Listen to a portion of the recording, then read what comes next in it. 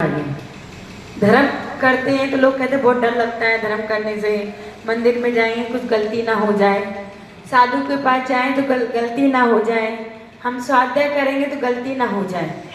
तो जब तक गलती नहीं होगी तब तक आपको पता नहीं चलेगा। गलती करते करते ही इंसान सीखता है, लेकिन जब तक डरते रहोगे करोगे नहीं। खाना खाने में गलती होती है, नाक में खाना चला जाए तो मुख में तो जाता है कि नहीं, कान में चला जाए। यथा स्थान जहाँ दिया है भोजन करने का वहीं तक भोजन करते हो। तो जब तक गलती, बच्चे लोग क्या चम्मच लेते हैं, कहीं मुख की जगह कहीं और लगा लेते हैं, चेहरे पर लगा लेते हैं दूध को, तो क्या चेहरे को पहुँचते हो कि नहीं। वैसे ही धर्म करते हो तो धर्म करने से गलती हो जाएगी तो सुधार आएगा कि नहीं, मालूम चलेगी नहीं गलती कर रहे हैं, कब करना है कब नहीं करना है। तो उसी प्रकार हम धर्म करना छोड़ दें, भगवान हमसे गलती हो रही है, आज हमें अनादर हो गया, ऐसा हो गया वैसा हो गया, तो धर्म करना बंद है, कभी नहीं करना। आज हम धीरे धीरे धर्म में जुड़े हुए हैं तो गलती होगी, लोग हमको टोकेंगे, उस टोकने के अनुसार हमें सही आचरण करना सीखना पड़ेगा, लेकिन धर्म को कभी नहीं छोड़ना, है ना। मंदिर गए, हमें चावल चलाना नहीं आ रहा है, नहीं आ रहा है, लेकिन सीखना। अपने जो बड़े हैं, जो घर में बुजुर्ग हैं, वो सीखते आए हुए, उनसे पूछना चावल कैसे चलाते हैं, आहार कैसे देते हैं। अगर साधु संत नहीं है, अगर साधु संत हैं, उनके सानिध्य में सीख लिया तो नैया पार हो जाएगी। तो शाम को बहुत अच्छी चर्चा चल रही है, जीवन हर कोई जी रहा है, उसमें 5 समिति साधु की होती है। कौन कौन सी समिति? हीरे समिति, प्रतिष्ठापन समिति, ईर्या समिति। हमें कैसे चलना है, सभी लोग तो चलते ही हैं, अब कैसे चलना है हमने आपको शाम को बताया था, है ना। ऊपर आके नहीं करके चलना, नीचे 4 हाथ जमीन देखकर चलना है। भाषा समिति, हित मित प्रिय वचन बोलना। अब जो भाषा बोलते हो, आए जो बोल दिया, अपने कंट्रोल होना चाहिए भाषा पे, जो मुख पे आया बोल दिया, दूसरों को अच्छा लगे या ना लगे, अपने मुख से जो है शब्द वर्गड़ा है नाप तोल कर बोलना चाहिए, है ना। ईष्ण समिति, जो भोजन कर रहे हैं, जब हमारे बात पित्त कब के अनुसार भोजन करना। आदान निक्षेपण समिति, सामान उठाना, रखना, बैठना, सोना, जो भी क्रियाएं कर रहे हैं उसमें विवेक पूर्वक करना। मंदिर में आए, चटाई बिछी है ना, दम से बैठ गए, देखा ही नहीं कि नीचे क्या है, तो अपने आदान निक्षेप समिति का पालन करना चाहिए। आपके वो गुण नहीं है, लेकिन उसको आप कैसे जीवन में, अपने जीवन में सारी क्रियाएं करते हो। आप चलते भी रोज हो, है ना, कौन नहीं चलता है, सभी चलते हैं ना। घर में भी चल रहे हो, घर से बाहर निकल रहे तो मंदिर आ रहे हो, पुरुष वर्ग ऑफिस जाते हैं, दुकान जाते हैं, बच्चे हैं स्कूल जाते हैं, हर कोई अपने जीवन में चलता है, हर कोई अपने जीवन में बोलता है। कोई गूंगा तो है नहीं है ना, कोई हित मित प्रिय वचन बोलता है ना। आप लोग तो बोलते हो कि आपके नगर में साधु संत आए दिन आए जाते हैं, कभी बैक हो जाता है तो आपको हित मित प्रिय वचन बोलने की कला सिखाते हैं कि अनाप शनाप बोलना है। घर परिवार में झगड़ा हो रहा है तो भैया भाषा समिति का कंट्रोल करना चाहिए। इसलिए तो बोला है कि जब भी लड़ाई झगड़ा हो तो क्या पड़ना चाहिए, शांति धारा पढ़नी चाहिए, तो लड़ाई झगड़ा नहीं होगा। तो हित मित प्रिय वचन उसी वक्त जब लड़ाई झगड़ा मन मुटाव हो रहा है तो उसमें आपको विवेक लगाना है कि हमें अब नाप तोल कर बोलना है कि तुम तक आगे के झांसी की रानी नहीं बनना है ना। जो वचन में आया बोल दिया नहीं, उसी समय आपको कंट्रोल करना है भाषा समिति।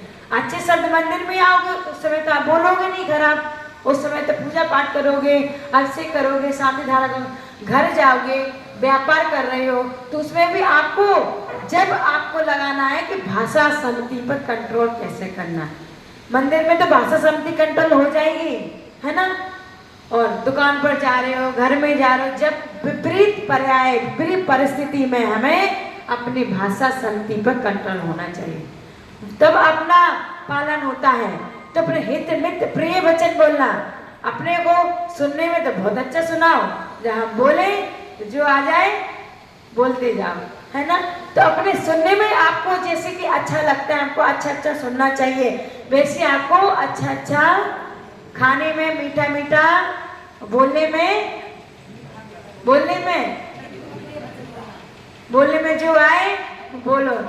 आप लोग बहुत अच्छे हो, आप लोग बहुत अच्छा बोलते हो, बहुत अच्छे भजन सुर बोलते हैं सब लोग। कला आरती कराई भैया जी ने, प्रमोद जी ने, कि कोई भैया का नाम नहीं मालूम, वो भैया ने आरती की, कितना अच्छा आप लोग बोलते हो, अब से करते हो। शांति धारा कितना अच्छा बोला। तो ये अपनी भाषा शक्ति को अच्छी जगह लगाओ, है ना। शांति धारा बोलो, अब से करा, पूजा करा, और सब महिलाएं बहुत अच्छी गाती भी हैं, पूजाएं भी करवाती हैं। तो अपने बच्चों को ऐसी जगह लगाओ कि भगवान हमें आने वाले समय में जब भी हो तो हम भी प्रवचन कर सकें, हम भी माता जी बन सके। तो अभी से प्रैक्टिस करना सीख जाओ, तो आने वाले भविष्य में कभी हम माता जी महाराज जी बने तो आपका जो भाषा शक्ति उसमें कंट्रोल होगा। तो अपने को अच्छे से बोलो। दो क्या अच्छे से नहीं बोलोगे तो क्या होगा, आपका ही मन खराब होगा। जीवन जी रहे हो उसमें भी अच्छे से नहीं बोलोगे तो क्या व्यर्थ ही जा रहा है आपका जीवन। तो आप रोज आते हो, अपने को देव दर्शन की स्तुति रोज बोलना चाहिए। आप लोगों को याद हो गई, हाँ? दर्शनम देव, दर्शनम दर्शनम दर्शनम मोक्ष। आप लोगों को याद नहीं तो याद कर लेना, क्योंकि नित्य देव दर्शन से हमारे क्या नाश हो रहे हैं, पाप नाश हो रहे हैं। और क्या प्राप्त हो रहा है, मोक्ष। नित्य देव दर्शन से मात्र, पत्नी के दर्शन से नहीं आपके पाप नाश होंगे, बच्चों के दर्शन से पाप नाश नहीं होंगे, घर परिवार चलाने से पाप नाश नहीं होंगे। नित्य देव दर्शन मात्र से हमारे पाप नष्ट हो रहे हैं, स्वर्ग की सीढ़ी मिल रही और मोक्ष का साधन मिल रहा है। मात्र दिव्य बोलते ना, चले जाएंगे मंदिर, जब हमारी नींद खोलेगी, जब मोड़ होगा तो हमारे साल भर में हम 1-2 बार चले जाएंगे। साल भर में 1-2 बार कब, हाँ, अनंत चौदस आ गई भैया, जाना है ना, क्षमा याचना करना है। लोग हमें देखेंगे, बच्चों को देखेंगे, पति को देखेंगे कि कोई आया। अनंत चौदस है, बड़ी चौदस है, तो उसमें तो जाना जरूरी होता है। वो नहीं जाएंगे समाज के लोग क्या कहेंगे, ये अनंत चौदस है, फलाना फलाना व्यक्ति नहीं आया, आप है ना। तो हमें नित्य देव दर्शन, इतनी बड़ी बात कह रहे, रोज आप पढ़ते हो।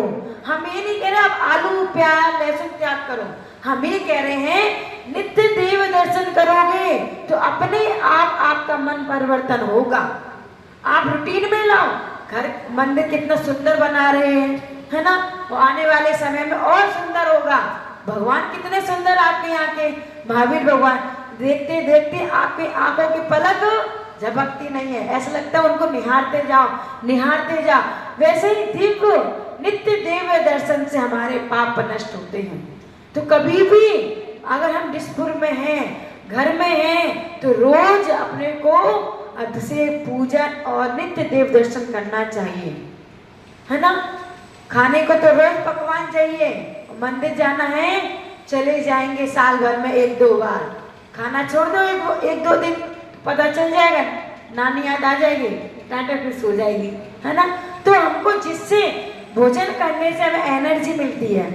सब लोग भोजन करते हैं कि नहीं, दादी अम्मा पीछे पूजन कर रही हैं, उनका ध्यान पूजन करना है ना।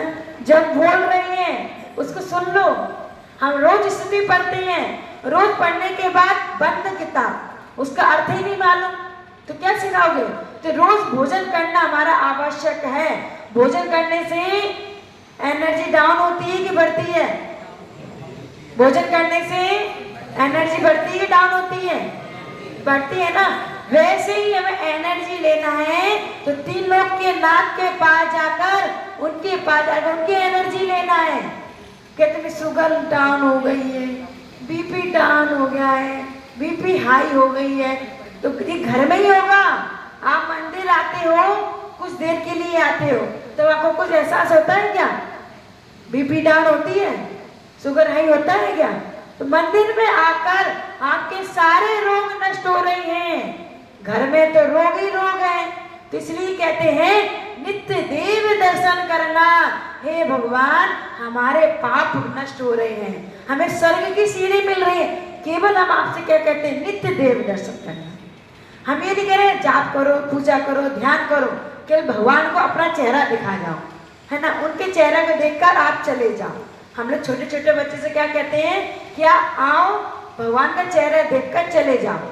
आप अभिषेक नहीं करो, पूजन नहीं करो, श्राद्ध नहीं करो, कुछ नहीं करो, केवल भगवान की मूर्त देखकर चले जाओ। आज हम मूर्त देख रहे हैं, कल उनकी सूरत भी देखेंगे, कल धीरे धीरे उनका अभ्यास रहेगा। इसलिए अपने बच्चों को सिखाओ और अपने आप में भी लाओ कि हम नित्य देव दर्शन करेंगे तो हमारे पाप नष्ट होंगे। ये सरल भाषा आपको रोज पढ़ते हो, लेकिन उसको अनुभव में लाना पड़ेगा। कहते हैं ना, देव दर्शन करने से क्या होता है, रोज दर्शन क्या करने से, कभी कभी चले जाएंगे नहीं, रोज जाओगे, पत्थर पर रोज चोट मारोगे तो पत्थर घिसकर। अब अभी आपके मंदिर में काम चल रहा है, रोज मिस्त्री आता है और रोज टुक टुक टुक टुक टुक टुक कर कर दीवार को तोड़ रहा है, फिर बनाएगा। तो रोज करने से ही तो काम हो रहा है। अगर रोज काम नहीं होगा तो मंदिर बनेगा क्या, सपने में मंदिर बनता रह जाएगा। तो हकीकत में मंदिर बनाना है, अपना निज का मंदिर बनाना पड़ेगा, तो रोज आना पड़ेगा, तभी आपका मन मंदिर होगा। बोलते मन मंदिर कैसे होगा, घर में मंदिर आ जाएगा क्या? घर में मंदिर लाने के लिए आपको रोज रोज बोलो ना, रोज मंदिर आना पड़ेगा, उससे हमारे कर्म नष्ट होंगे। और आगे क्या कहते हैं दूसरी गाथा में, दर्शनेन जिनेन्द्राणाम साधु नाम बंदने च। अब भगवान कह रहे हैं हमारे दर्शन तो रोज करते ही हो तो पाप नष्ट होंगे। और दूसरी लाइन में क्या कह रहे हैं, दूसरे श्लोक में, दर्शनेन जिनेन्द्राणाम साधु नाम बंदने च ना चिरं तिष्ठते पापम छिद्रस्ते दूतिकम। हे भगवान, हम देवादिदेव के रोज दर्शन करते हैं। अब जहाँ भगवान ना हो, मंदिर ना हो, तो उनके लिए क्या उपाय है? ऐसा क्वेश्चन आचार्य श्री से हमने पूछा, हे आचार्य श्री, अगर जिन गांव में मंदिर ना हो तो उनका कल्याण कैसे होगा? उनका भी तो कल्याण होना चाहिए ना, है ना। जहाँ मंदिर नहीं होते हैं वहाँ अगर साधु पहुँच जाते हैं, वो भी एक देवाई देव से बढ़कर नहीं है, उनके अनुयायी हैं।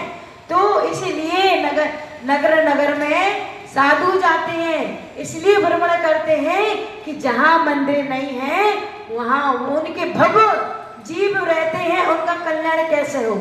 तो दर्शनम जिनेन्द्राणाम साधु नाम बंदने च ना चिरं तिष्ठते पापम। हे भगवान, जिस प्रकार अंजलि में जल रहता है और धीरे धीरे धीरे धीरे भरता है कि कम होता है, अंजलि में जल लेना आज घर पर जाकर, फिर कम होगा कि कम होगा? उसी प्रकार आपके अंजलि में, आपके आत्मा में जितने कर्म बने हैं भगवान के दर्शन से कम हो रहे हैं। उसी प्रकार रोज अगर साधु नगर में आते हैं, उनके दर्शन से भी हमारे पाप धीरे धीरे, जिस प्रकार अंजलि में जल है धीरे धीरे निकलता है, उसी प्रकार हमारे भी कर्म धीरे धीरे नष्ट होते हैं। थोड़ी सद्बुद्धि आती है ना। अब भगवान क्या बोलते नहीं है, साधु धर्म उपदेश देंगे, स्वाध्याय करवाएंगे, आपको सही मार्ग बताएंगे। उसी प्रकार आपके जल जैसे कि छिद्र में, जैसे कि अंजलि में जल भरा हुआ है, धीरे धीरे कम होता है, वैसे ही साधु की वंदना से कहते हैं भगवान के दर्शन कर लिए, बस मेरी नैया पार हो गई। साधु आएंगे चले जाएंगे, उनका क्या काम है ना। आज इधर है कल उधर होंगे, तो उनके भी दर्शन से आपके पाप नष्ट हो रहे हैं। ना कि हाँ आए दर्शन करेंगे और चले जाएंगे, नहीं, उनकी वंदना करना, उनके पास बैठना, तो थोड़े कर्म हिलेंगे। भगवान तो बोलते नहीं है, भगवान बोलते हैं, दिसपुर के भगवान बोलते हैं क्या? सच्चे दिल से याद करोगे तो आपको सही मार्ग मिल जाएगा। लेकिन दिल ही दूसरी जगह लगा हुआ है। दिल कहाँ लगा हुआ है? दूसरी जगह लगा। दिल को कहाँ लगाना है? प्रभु चरणों में, गुरु चरणों में, वही आपको बताएंगे। साधु के दर्शन हम नहीं कह रहे, आगम में जो स्थिति आप रोज पढ़ते हो, छिद्रस्ते छिद्रस्ते साधु नाम बंधने चा ना चिरम तिथते पापा छिद्रस्ते यथोत्तम। रोज पढ़ते हैं, पढ़कर चले जाते हैं, उससे कोई फायदा नहीं है। कहते हैं ना लोग, साधु की वंदना से क्या फायदा है? साधु उनको दिखाना, साधु नाम वंदने चा ना चिरम तिथते पापा छिद्रस्ते।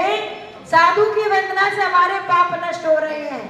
तो जो लोग साधु की वंदना नहीं करते हैं, देव शास्त्र गुरु की वंदना, देव की वंदना कर ली, शास्त्र की वंदना कर ली, गुरु आए चले गए, उनकी वंदना नहीं करोगे तो देव शास्त्र गुरु की यथा भक्ति करना चाहिए।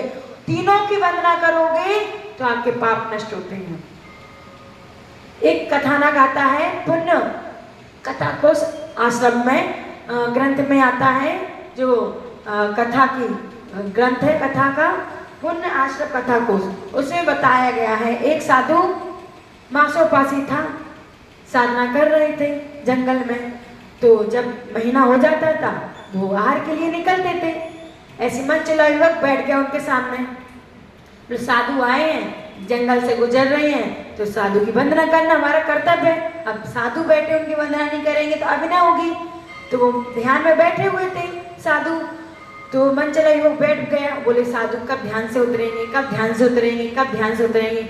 और एक दिन पूरा निकल गया, 2 दिन परीक्षा होती ना, आप लोगों की परीक्षा हो रही है कि जब कब हमारा मंदिर बनेगा, कब हमारा मंदिर बनेगा, तो हमारे गुरुदेव प्रमुख सागर जी कब आएंगे और इसका पंच कल्याण कब होगा।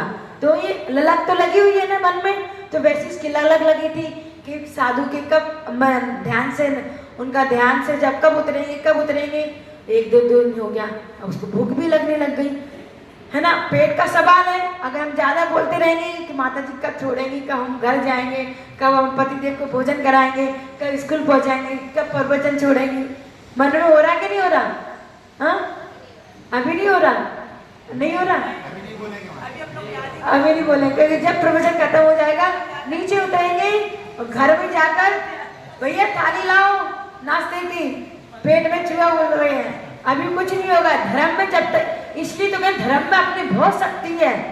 मंदिर में रहते तो भूख नहीं लगती है, और घर जाते ही थाली सबसे पहले आना चाहिए। थाली 1 मिनट भी लेट हो गई तो क्या होता है? तूफान चालू हो जाता है। तो उसी प्रकार वो मन चला युवक उस साधु के पास बैठा रहा। अब वो ध्यान से निकले, साधु को क्या मतलब, कोई आए बस आशीर्वाद दिया, वो अपने आचर्य के लिए निकल गए। आहारचर्या के लिए वैसे निकले, वो युवक भी उनके पीछे पीछे चला गया। बोले हमें भी भूख लग रही है, आसपास तो कुछ दिख नहीं रहा है, और साधु के पीछे जाएंगे तो कुछ ना कुछ हमको मिल जाएगा। और उस साधु के पीछे डिस्पुर आ गए, है ना। डिस्पुर में चौका लगा इसी घर में, चलो विमला आंटी के यहाँ चौका लगा और साधु पड़क गए। अब उस युवक भी बोला, अब वो भी सोचा मेरी भूख लगी है, अब वो हमको तो ऐसे बोलेंगे नहीं। अब उनके पीछे पीछे चला गए, चल के वो गेट के सामने खड़ा हो गया, और साधु तो आहार ले रहे हैं, और वो खड़ा हो गया। अब विमला दादी बोले, आंटी बोले कि ये कहाँ से आया है, नया व्यक्ति है, पूछते ले, खातिरदारी तो पूछ लें। कि उससे पूछने लग गई कि आपको भूख लगी क्या ना, बिना पूछे इन्होंने पूछ लिया, हाँ हमें भूख लगी, बहुत जोर से थाली चाहिए। तो उन्होंने थाली परस दी और खूब अच्छे जमजमा के उसने भोजन कर लिया।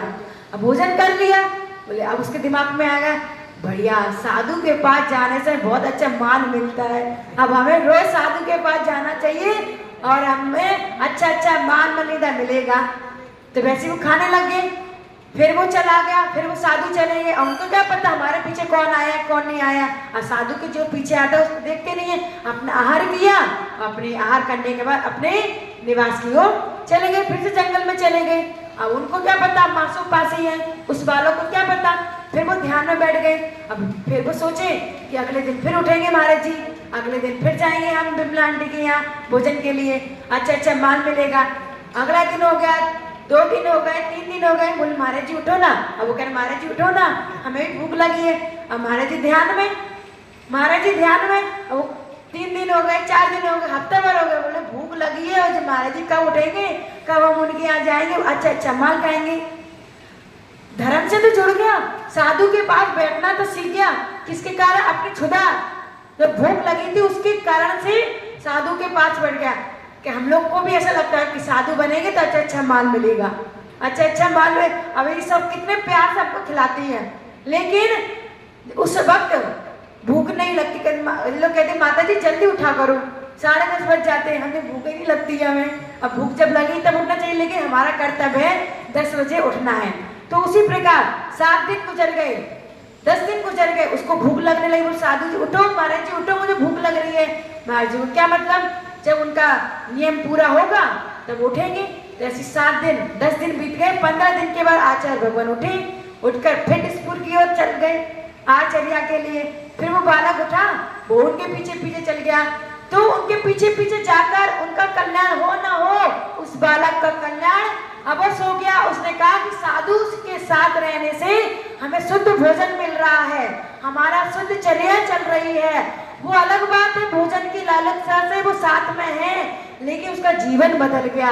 उसने कहा हम साधु के साथ चलने से हमें शुद्ध भोजन मिल रहा है, शुद्ध चर्या मिल रही है, शुद्ध धर्म ध्यान हो रहा है। इससे तो अच्छा घर छोड़ना अच्छी बात है। उसको भोजन की ललक से साधु के चर्या, साधु के साथ जाकर उसने क्षुधा रोग निवास किया। वैसे ही उसने कहा झंझट छोड़ो, अब दीक्षा ले लेनी चाहिए। और वैसे ही गुरुदेव के पास गया और जिन दीक्षा ले ली, एकमात्र साधु के दर्शन से, है ना। उसने केवल साधु के दर्शन किए और विमला आंटी के भोजन किया। बोला अच्छा अच्छा माल मिलेगा, अच्छे माल से मतलब नहीं है, वो साधु के साथ जुड़ने से उसने धर्म का, अपने धर्म रूपी ज्ञान को अर्जन कर अपना जीवन परिवर्तन कर लिया। वैसे ही कहते हैं कि साधु के दर्शन से आपका धर्म परिवर्तन होता है। हम भी साधु आचार्य भगवान के साथ जुड़े तभी तो हमारा धर्म परिवर्तन हुआ। घर में रहकर दीक्षा ले लेते, हाँ, कि महाराज जी आते हैं दीक्षा दे देते। तो हम आचार्य भगवान के साथ रहकर उनसे ज्ञान लेकर हमने परिवर्तन किया अपने जीवन में। आज हम दीक्षा लेकर अपना कल्याण कर रहे हैं। आप लोग के पास भी रोज आते हैं, चतुर्मास हो गया, सब कुछ हो गया, लेकिन धर्म जो कर रहे, जो रट्टू तोता है, वह रट्टू तोता के अनुसार हम पूजा पाठ अपना विवेक जो है, अपने विवेक के अनुसार जो क्रिया करोगे तब कल्याण होगा। हमें आहार कब देना है, स्वाध्याय कब करना है, देव पूजन कब करना है, गुरु उपासना कब करना है, तो वो कर्तव्य को अपने विवेक पूर्वक करना है। अब वो खाना खाते ही जीवन गुजारना है। अगर वो बालक रोज अगर जब महाराज जी जाते हैं जब भी भोजन करके अपना कल्याण करता, तो आगे कैसे दीक्षा लेता। उसने कहा हमारा इससे कोई मतलब नहीं है, इससे छोड़कर हमें, भोजन को छोड़कर हमें आगे बढ़ना है। साधु की वंदना से हमारा जीवन परिवर्तन हो गया, तो हमें आगे लेकर धर्म के प्रभावना के लिए हमें आगे बढ़ना है। वैसे उस बालक ने अपना कल्याण किया है। अब आप लोग कब कल्याण करोगे? रोज पूजा, रोज अभिषेक करने से कल्याण होगा क्या? कुछ स्टेप बढ़ाओ अपना भी, व्रत नियम संयम लेकर आगे बढ़ो। 50 साल हो गए, 70 साल हो गए, बस क्षुधा रोग को निवास करने के लिए उस घर में ही लगे हुए हैं, है ना। तो अपने को परिवर्तन लाना पड़ेगा। परिवर्तन नहीं लाओगे कुछ नहीं होगा। स्वयं को पुरुषार्थ कर धर्म मार्ग में आगे बढ़ो। आगे जाकर बुढ़ापे में ले नहीं है समाधि, अच्छे से आ जाएगा। अंत भला तो अंत में, अंत किसने देखा है? जब मन बदल जाए तो अपने को आगे बढ़ लेना चाहिए। उस युवक ने तो अपना कल्याण कर लिया। हम भी जगाने आए हैं डिस्पुर वासियों को, जाग जाओ। कब तक सोते रहोगे? भोगों में कब तक लगते रहोगे?